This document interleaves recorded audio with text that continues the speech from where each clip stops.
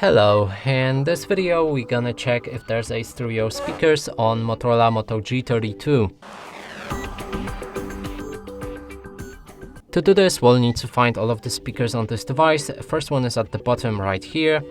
Next one should be located right there where on top of the screen, and that's a phone call speaker, and that's basically all of them.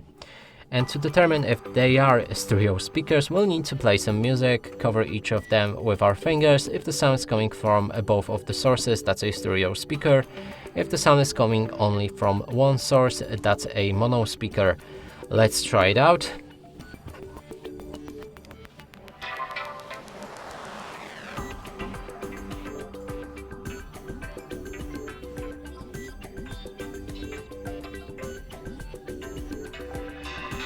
Okay, so the sound is coming from both of the sources, and that would mean this phone does have a stereo speaker. And that's it for this video. Hope you like it. Please consider subscribing to our channel, leave a like and a comment below.